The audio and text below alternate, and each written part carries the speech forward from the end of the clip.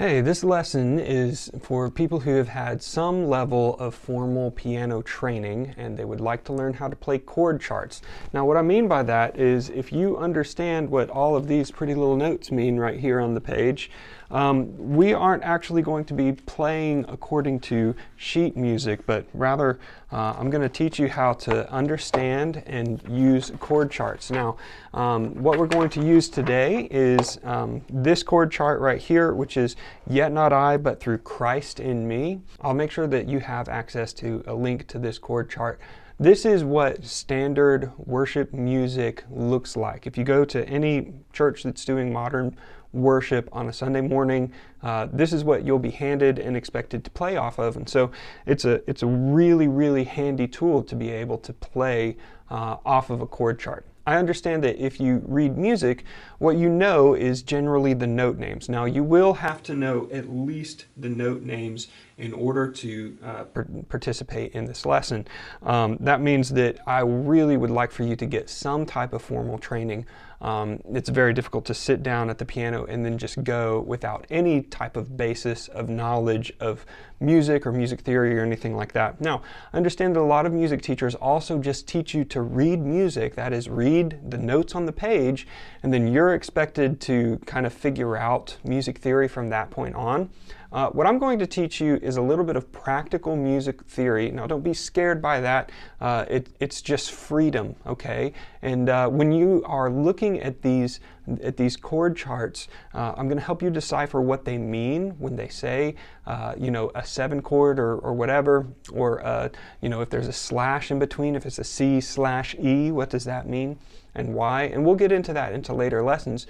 But for right now, what you're going to do is you're going to relearn how to read music. And so instead of depending on the notes themselves, we're going to think in terms of chords. Okay?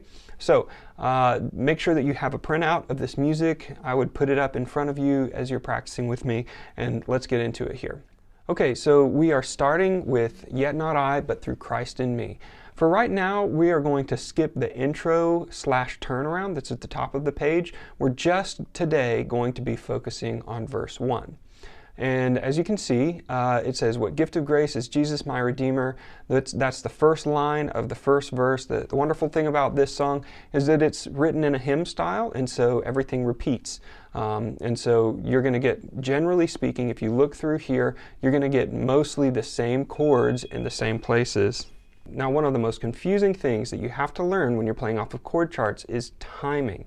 Now, when you have sheet music, you're able to count in between notes. You've got quarter notes, whole notes, half notes, eighth notes, and you can kind of figure out, you know exactly when you're supposed to play what. Now, that's not the case with chord charts. With chord charts, you have to listen to the lyrics. And what they do is they put the chord that you're supposed to play above the word that is sung. Okay, so in this case, in verse 1, it's "What gift of grace is Jesus my Redeemer?" Okay, so those are the two chords. Now, let's talk about what is a chord, because a lot of people I've found, they know what a C note is, but when I say play a C chord, they don't know what that means. So let's talk about it.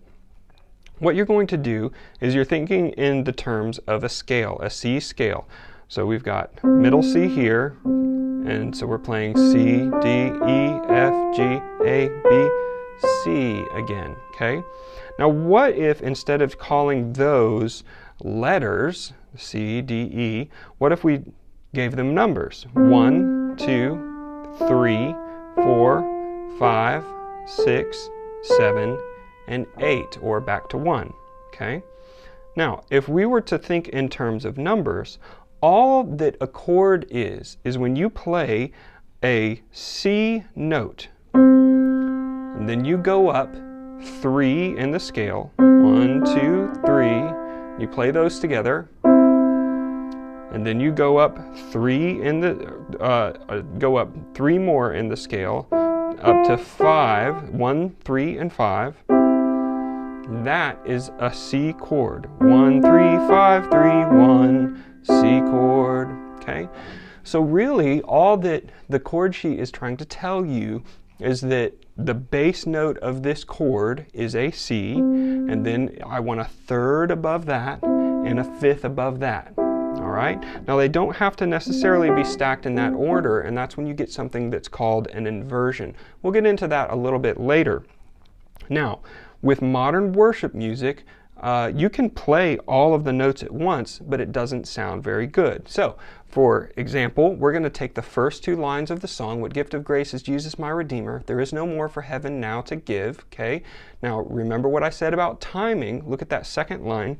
There is no more for heaven now to give. Okay, the A minor is what we call a transition chord, okay?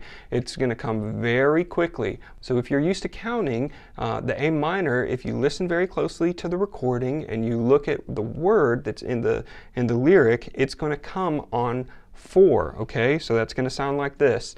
There is no 1, 2, 3, 4, 1, 2, 3, 4, okay? So that's how you kind of have to figure it out. There is no more for heaven now to give. All right, that's how you figure out your timing. Look at the word that the chord is over. Okay, so we're going to play what's called block chords, which is a 1, 3, 5 in the bass and a 1, 3, 5 in the right hand as well. So I'm at middle C and an octave below. It doesn't really matter where on the piano right now you play.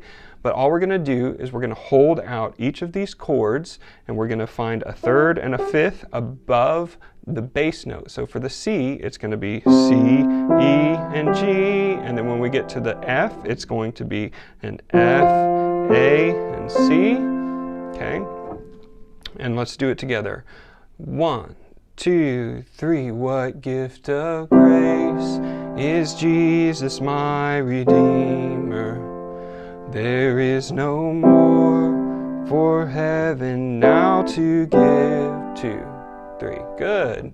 All right, very good. Okay, now that's pretty boring, right? And one of the things that you'll notice in worship music is if you actually remove a few things, sometimes things end up sounding better, because if you're playing with a band, you don't want it to be very busy. You want to give space for other people to play.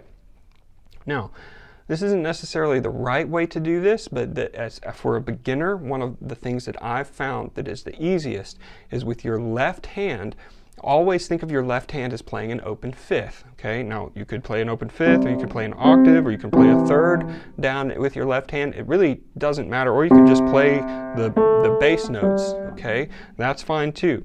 Especially if you've got some type of pad sound, you're playing with a keyboard, you've got a pad sound at the bottom, you can just play one note at a time on the left hand and do some melodies on the right. That's a little bit more advanced, okay? For right now, we're going to play an open fifth with your left hand, and you're going to play a third with your right hand, okay? And just listen to the difference, okay? I'm also going to engage the sustain pedal just a little bit here to help me out, okay?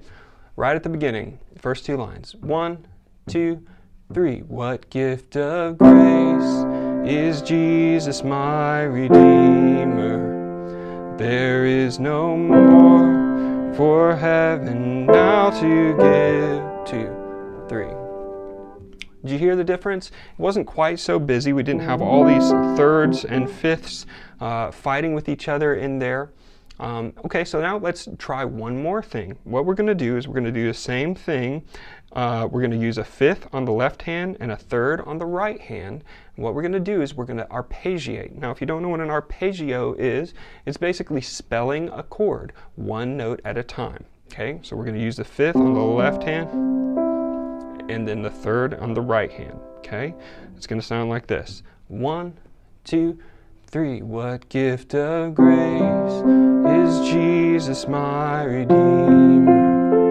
There is no more for heaven now to give. Okay, so we're going to have to really speed it up at the A minor, because you got to get all of that in one beat. Okay, and go down to the G as well. Okay, now that's just a couple ideas of things that you can use in order to make it sound different than just playing these block chords. Okay, all right, so let's go through the whole first verse. And what we're going to do is we're just going to play open fifth with the left hand and the third with the right hand. No, not much movement, and we're going to go through the whole first verse, okay? Also, what we're going to do in this first verse is we're not going to worry about anything fancy. We're just going to take the bass note, where if it says G sus, or if it says C over E or anything like that. Don't worry about it. If it says D minor, that's going to be a D minor chord, but we're going to play a fifth on the bottom and a third on the top, and everything will be fine. Don't worry about adding in a 7 or anything like that. And you'll see how it's very easy with just quarter notes on the right hand and whole notes on the left hand in order to play a song and make it sound good. Let's play quarter notes, okay? We're going to play quarter notes with the right hand, okay? We're going to do whole notes with the left and quarter notes with the right. 1, 2, 3. What gift of grace is Jesus my Redeemer? There is no more for heaven now to give. He is my joy, my righteousness and freedom. My steadfast love, just play a G, my deep and boundless peace, but just play a C. To this I hold, my hope is only Jesus, play a C.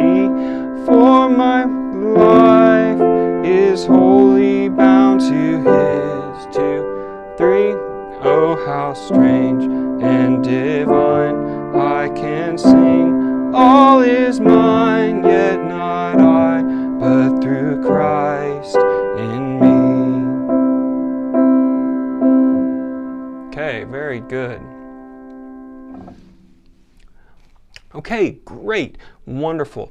Now, what I would recommend doing is practicing this song over and over, just doing that same thing. Quarter notes on the right hand, whole notes on the left, and get comfortable changing around in chords, okay? And remember, if you get stuck, the easiest way to find the right fingering for a chord is to spell it up from the bottom. Okay, all right, so basically that's doing an arpeggio. And a little worship leader trick, I'm actually not very good at piano, and so every time there's a difficult chord for me to play, I spell it up from the bottom, and it sounds kind of artsy.